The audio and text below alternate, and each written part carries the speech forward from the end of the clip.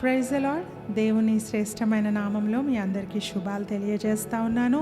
ప్రియ సహోదరి సహోదరుడా, మీకు ఎవరైనా మీ తప్పులు ఎత్తి చూపించినప్పుడు మీకు ఎలా అనిపిస్తుందండి?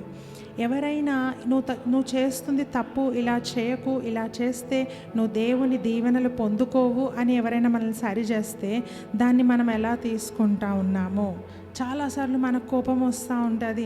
ఆమె ఎవరు నాకు చెప్పడానికి, ఈయనెవరు నాకు చెప్పడానికి అని. కానీ ఒక్కసారి ఆలోచించండి, ఆ మాటను నువ్వు అంగీకరిస్తే నీకు ఎంత మేలో తెలుసా?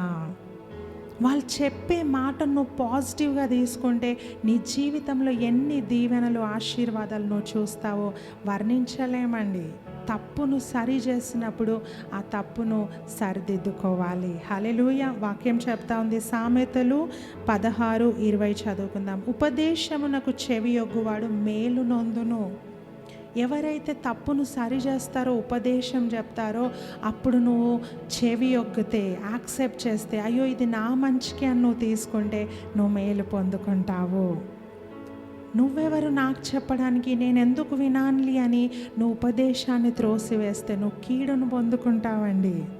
చాలామంది ఈరోజు కీడు అనుభవించడానికి కారణం ఏంటంటే ఉపదేశమును అంగీకరించరు. మంచి మాట చెప్తే తీసుకోరండి. సో నువ్వు అలా ఉండకూడదు. వాక్యం చెప్తావు, నీకు మేలు జరగాలంటే, నీ జీవితంలో మేలుకరమైన రోజులు చూడాలి, శుభకరమైన రోజులు చూడాలంటే నువ్వు తప్పు సరిదిద్దినప్పుడు ఆ తప్పును సరిదిద్దుకో. అప్పుడు దేవుడు నేను బహుగా దీవించి ఆశీర్వదిస్తాడు. రాబో దినాల్లో నిన్ను అనేకులకు రోల్ మోడల్గా, ఒక ఎగ్జాంపుల్గా ఆయన నిలబెడతాడు. అట్టి కృప దేవుడు మనందరికీ దయచేయను గాక. God bless you.